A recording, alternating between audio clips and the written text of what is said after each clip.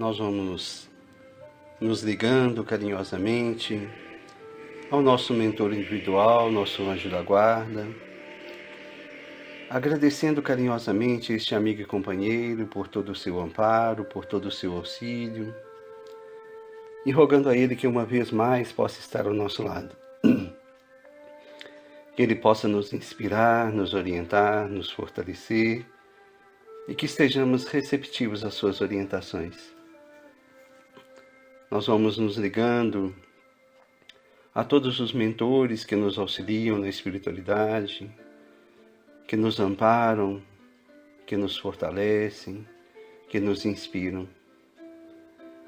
Nós vamos nos elevando ainda mais, buscando sentir o amparo de nossa Mãe espiritual, Maria de Nazaré, agradecendo a esta Mãe querida por todo o seu carinho e por todo o seu amor.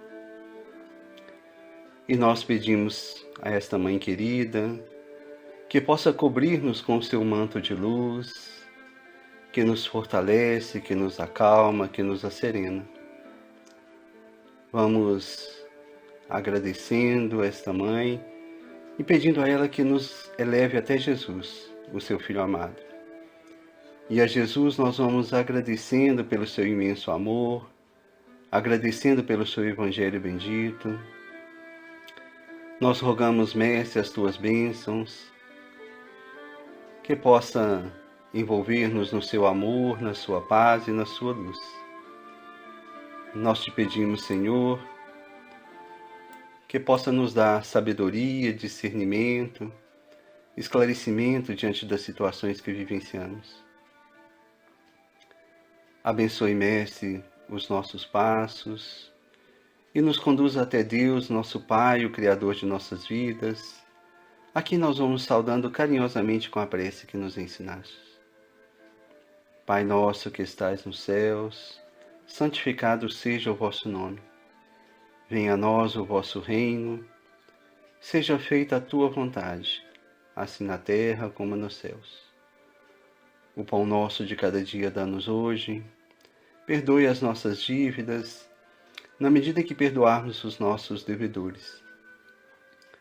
Não nos deixeis cair em tentações e novas faltas, livrai-nos de todo o mal, e que assim seja. E assim, na presença de Deus, nosso Pai, de Jesus, o nosso Mestre, de todos os amigos da espiritualidade que nos auxiliam, nós agradecemos mais uma vez e rogamos o amparo, o auxílio, a proteção e a permissão para iniciarmos a nossa preleção, né? Graças a Deus e que assim seja. Mais uma vez, que a paz e o imenso amor de Jesus nos envolva carinhosamente. Bom, hoje nós vamos conversar um pouquinho sobre a questão da fidelidade. Em geral, quando a gente fala sobre fidelidade, sobre essa questão, nós podemos abordá-la sobre vários aspectos. Mas, em geral, o aspecto que geralmente nos vem à mente é aquele que está relacionado à questão do relacionamento, que envolve um relacionamento. Mas existem outros também, como a gente vai ver ao longo dessa preleção. Bom, mas sobre a questão do relacionamento, a questão da fidelidade, ela é considerada um valor moral por várias religiões, né? E essa questão moral, ela foi repassada a nós há mais de 3.000 anos atrás, quando Moisés nos trouxe os 10 mandamentos, né? Então, o 6º mandamento que Moisés nos trouxe, inspirado pela espiritualidade superior, é não adulterarás.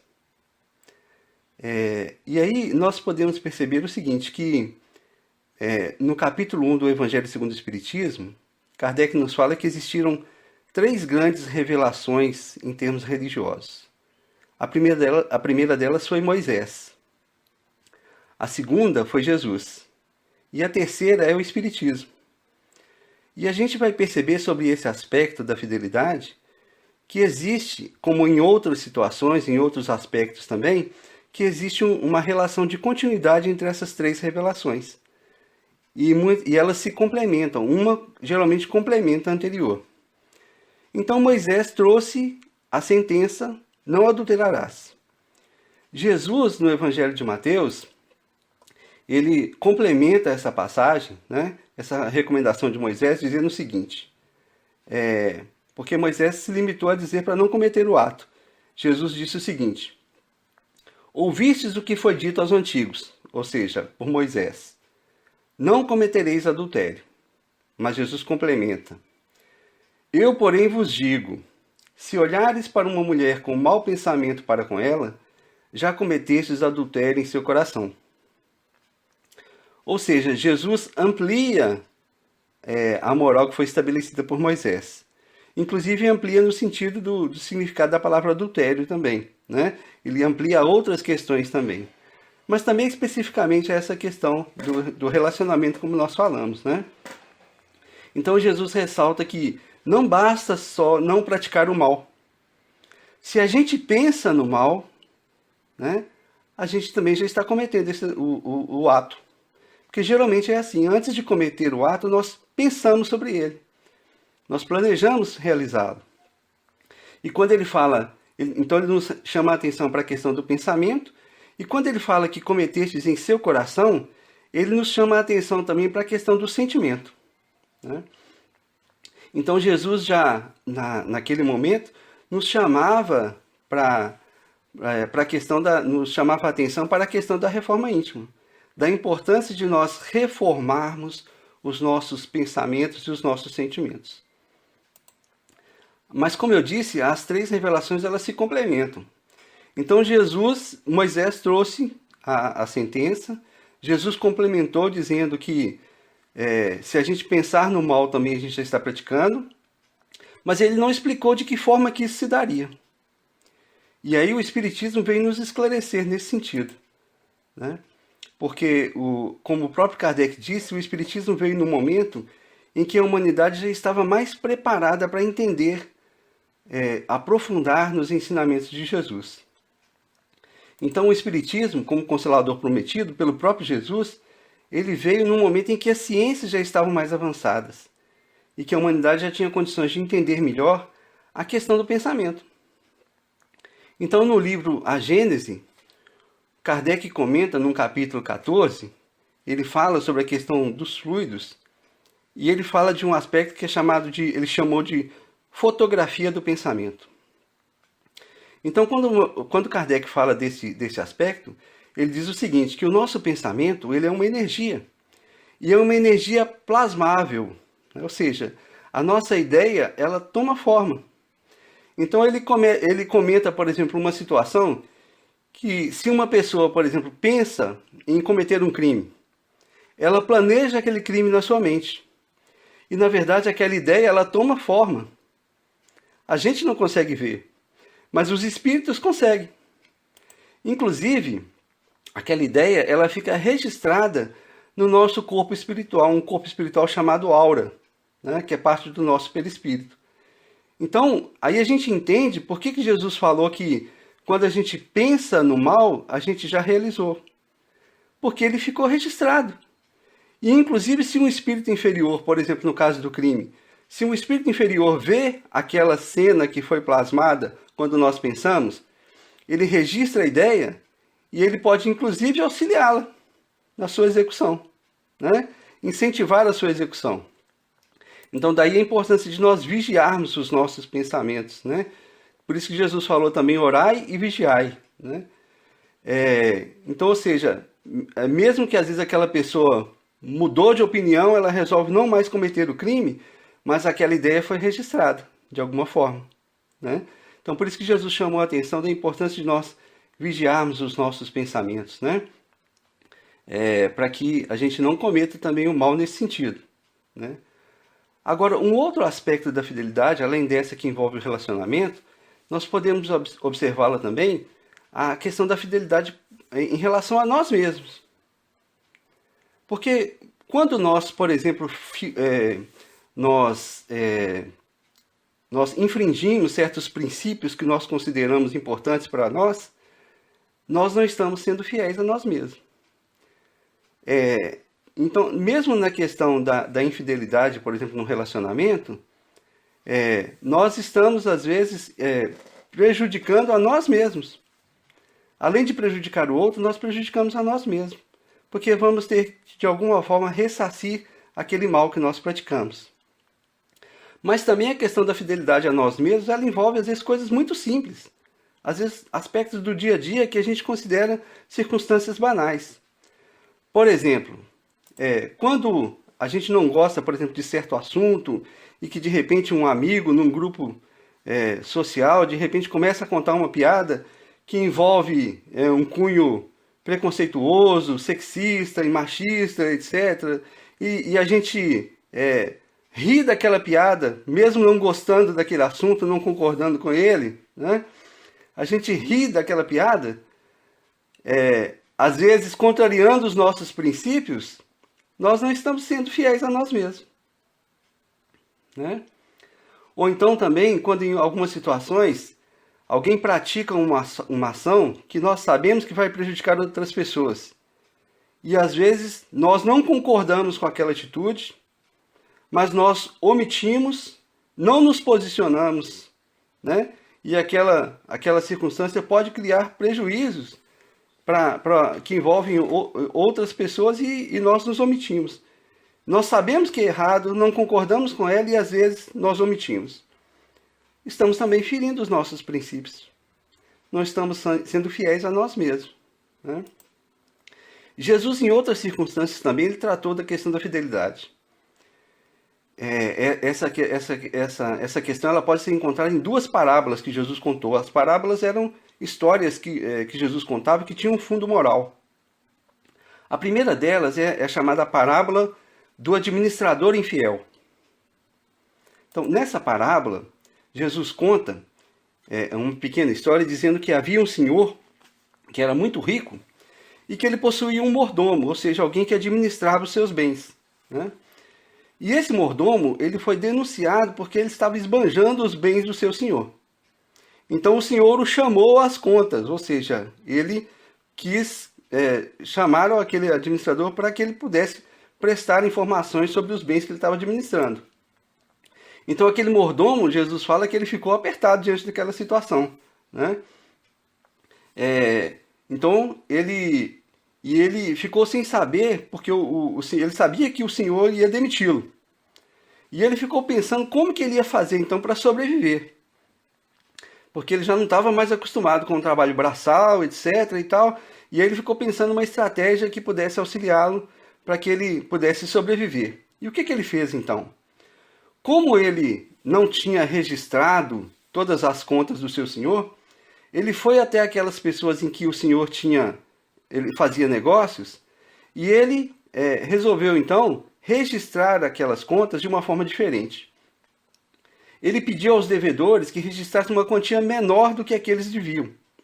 Então, por exemplo, se um devia, naquela época, 100 litros de azeite, ele mandou ele registrar, olha, anota aqui que você deve só 50 litros de azeite. E depois ele foi num outro que devia, por exemplo, 120 quilos de trigo. Anota aqui que você deve só 80. Bom, com isso o que ele fez? Ele acabou granjeando a simpatia daquelas pessoas. A gente pode pensar assim, poxa, mas ele foi desonesto, né? O que será que Jesus quis dizer com essa parábola então, né? Mas ele estava pensando que aquelas pessoas poderiam auxiliá-lo quando ele fosse demitido, quando ele ficasse desempregado, né? Então, como que nós podemos entender essa parábola? Primeiro que o administrador, primeiro que o senhor, né, o dono da propriedade, que era é Deus, né? Deus é que é dono de tudo. O mordomo, o administrador, somos nós, todos nós, né? A propriedade, os bens lá, é tudo aquilo que nós recebemos de Deus. Porque tudo provém de Deus. Na verdade, nós não possuímos nada de nós mesmos. Até mesmo o nosso corpo. Ele nos foi dado por Deus. É tanto que quando nós desencarnamos, ele fica, né? Ele é só um empréstimo. Então, se a gente for pensar, o ar que nós respiramos, o sol que nos ilumina e nos aquece, né? a água, ou seja, tudo na natureza em si, foi Deus que nos deu, né? O alimento que nós comemos, então, ou seja, se não tivesse as condições propícias, nós não teríamos alimento. Então, foi Deus que nos provê de tudo, né? Então, Deus promove todas as condições para que a gente sobreviva. E aí, nós usufruímos desses bens, nós somos administradores. Mas será que nós somos administradores fiéis? Vamos parar para pensar um pouco. Como que eu cuido do meu corpo? Às vezes eu me alimento mal, às vezes eu ingiro uma série de substâncias que prejudicam o meu corpo, né? Como, por exemplo, no caso dos vícios, né? Do fumo, do álcool, né? Da bebida, etc. Quando eu como demais, por exemplo, também, eu estou prejudicando o meu corpo, né? Quando eu durmo pouco, quando eu não pratico exercícios físicos, eu estou prejudicando o meu corpo. Então, será que eu sou um administrador fiel desse patrimônio que Deus me deu? Deus me deu? Podemos pensar também na questão da natureza, né? Muitas vezes nós praticamos ações que destroem a natureza. E a gente pratica, às vezes, de uma forma inconsciente. Uma água excessiva que nós gastamos, lavando a calçada, tirando uma folhinha que está lá, né? A questão da poluição, o lixo que nós jogamos na rua indiscriminadamente, tudo isso prejudica a natureza, né? O lixo que nós não reciclamos, etc., que nós produzimos em excesso, ou seja, a gente pode pensar em várias situações. Mas também sobre esse aspecto, muitas vezes nós não somos administradores fiéis também. Então o que nós podemos fazer, né? Então, podemos dizer que, na verdade, poucos de nós são administradores fiéis. Pouquíssimos, né? Mas o que nós podemos fazer, então? Podemos fazer, de certa forma, como o mordomo da parábola. Não sendo desonesto, né? Por favor, não me entendam mal, não é isso, né? Mas, na verdade, a gente pode entender o seguinte. Mesmo que a gente não tenha administrado corretamente as oportunidades que Deus nos deu, os bens que nós recebemos, né? Nós podemos utilizar esses bens para beneficiar outras pessoas, que são, de certa forma, devedores. Todos nós somos devedores perante Deus, né? Então, nós entendemos que na parábola, os devedores representam todos os nossos irmãos que se encontram em dores e sofrimentos, e que nós podemos auxiliar tentando amenizar as suas dores e as suas dívidas. Ou seja, é o trabalho em benefício do próximo, né? E tem uma outra parábola também que Jesus trata dessa questão da fidelidade. Nós não vamos entrar em detalhes sobre ela, mas ela é conhecida como a parábola dos talentos. Então, nessa parábola também Jesus conta que havia um senhor e que ele ia viajar e ele deixou alguns dos seus bens com seus servos. Para um ele deixou 5 moedas de ouro, com outro ele deixou 2 e com outro ele deixou só 1. Os 2 primeiros multiplicaram aquelas moedas e devolveram dobrado para o seu senhor. Mas o terceiro ficou com medo, enterrou a moeda, enterrou o seu talento. Ele não fez nada, né? E aí o Senhor depois também chegou para prestar contas. O que seria prestar contas nas duas parábolas? É o momento do nosso desencarne. É prestar contas não por um soberano que vai, né? Não é isso. Mas com a nossa própria consciência, né? Nós temos que prestar contas para a nossa própria consciência. Então, nas duas parábolas, Jesus fala que aqueles que foram fiéis no pouco serão também fiéis no muito. Ou seja, que serão ampliadas as suas possibilidades. E os talentos que nós devemos multiplicar, que Jesus fala na segunda parábola, são as nossas virtudes. No livro Boa Nova, psicografado por Chico Xavier, através do Espírito Humberto de Campos, tem um trechinho lá que Jesus se dirige aos seus discípulos, num momento em que porque Jesus, quando ele começou a fazer suas pregações, muitas pessoas começaram a segui-lo, principalmente quando ele começou a fazer as curas, né? E os milagres, entre aspas, né? Que ele começou a fazer. As pessoas ficaram maravilhadas e começaram a seguir Jesus. Então ele começou a ter por volta de 500 seguidores que seguiam Jesus por várias localidades. Mas quando Jesus começou a incomodar as autoridades e começou as primeiras perseguições, esse número foi caindo, caiu para 70. E depois, quando as coisas começaram a apertar mais ainda, esse número reduziu mais ainda. E ficaram só os 12 primeiros discípulos, né? Então, Jesus, nesse momento, ele chamou os seus discípulos e falou também dessa questão, segundo o livro Boa Nova, ele falou que a fidelidade deve ser uma das primeiras virtudes que nós devemos nos empenhar por conquistar, né? E essa questão, né, a gente pode perceber que aquelas pessoas que abandonaram, de certa forma, não foram fiéis, né, assim, aos ensinamentos de Jesus. Muitos deles haviam sido beneficiados e tal, e se afastaram nos momentos de dificuldades, né? E os discípulos, apesar de terem suas dificuldades também, os seus momentos de fraqueza, eles foram fiéis, eles levaram a mensagem de Jesus por todo o mundo conhecido naquela época. Inclusive, se eles não tivessem sido fiéis, hoje nós não teríamos o Evangelho. Nós não conheceríamos a mensagem de Jesus. Na verdade, houveram vários cristãos que deram o seu testemunho de fidelidade também para que o Evangelho pudesse chegar até nós hoje. Muitos deles morreram nas arenas romanas, né? Morto por gladiadores, pelos leões, pelas feras, etc., né? E tem uma pequena história que está no livro que se chama A Esquina de Pedra. Nesse livro ele fala de uma pequena comunidade no cristianismo, nos primeiros séculos do cristianismo, quando começaram as primeiras perseguições aos cristãos. E nessa comunidade existia um grupo que preservava muito fiel os ensinamentos de Jesus. E aí uma moça, que era dessa comunidade, ela se apaixona por um jovem que era um centurião romano, que foi designado para tomar conta daquela localidade. E aí esse jovem romano se torna cristão. E ele era comandante de uma legião de soldados, né? E vários dos seus comandados também se tornaram cristãos. Então cerca de 40 deles se tornaram cristãos, né? E aí quando os superiores ficaram sabendo daquilo, eles pensaram uma forma de puni-los. E eles decidiram que eles teriam uma morte terrível, provocada por eles mesmos.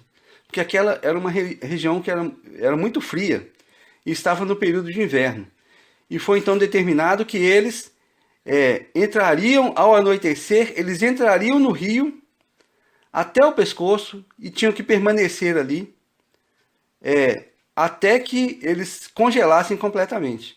Ou, então, que eles fossem até a margem do rio, porque eles tinham instalado um altar lá dos deuses romanos, ou então que eles saíssem do rio e tomassem a decisão de negar a fé cristã e prestar o seu testemunho, fazer um sacrifício em homenagem aos deuses romanos.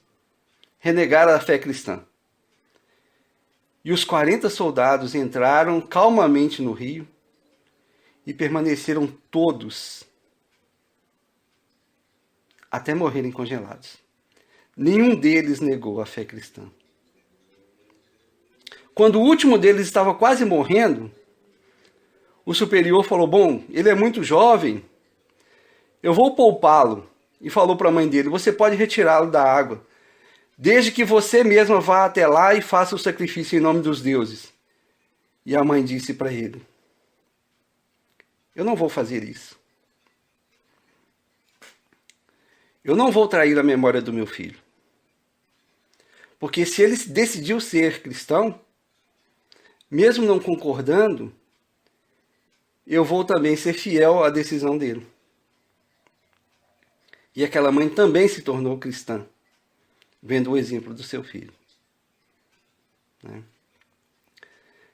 Então, hoje nós não precisamos mais dar esse testemunho como mártires do cristianismo, né?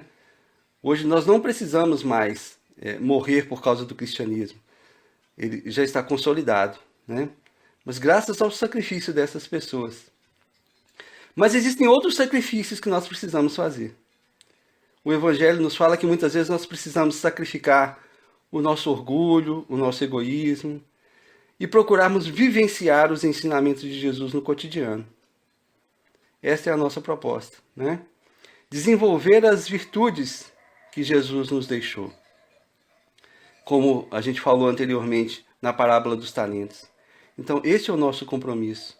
Que nós possamos também procurarmos, então, sermos fiéis aos ensinamentos de Jesus, nos esforçando para vivenciarmos os teus ensinamentos. E que o Mestre nos abençoe neste propósito. Que assim seja. Então, nós vamos fechando os nossos olhos para que nós possamos fazer as nossas vibrações. Nós vamos, então, agradecendo carinhosamente a Deus, a Jesus, aos amigos da espiritualidade que nos auxiliam, ao nosso mentor, agradecendo por todo o amparo e auxílio. Vamos nos ligando aos amigos responsáveis pela coleta de vibrações e vamos vibrando muito amor pelo bem universal, pela paz entre os homens, vibrando pelo nosso Brasil, pelos nossos governantes, por todo o povo brasileiro, vibrando por cada irmão necessitado, sofredor, onde quer que esteja, vibrando pelos hospitais, pelos asilos, por aqueles que estão nas ruas, por aqueles que estão nos vales de sofrimento. Vibremos muito amor por todas as religiões, vibrando muito amor por todos os lares, para que o Evangelho de Jesus penetre em cada lar. Vibremos pelos nossos lares, pelos nossos familiares, vibremos muito amor por todos os nossos amigos e também por aqueles que se dizem nossos inimigos. E vamos deixando uma vibração de amor em aberto, para que a espiritualidade possa levar onde houver mais necessidade neste instante. E assim, em nome de Deus, de Jesus, de toda a espiritualidade superior que nos auxilia, nós agradecemos mais uma vez e pedimos a permissão para encerrarmos a nossa preleção. Graças a Deus e que assim seja.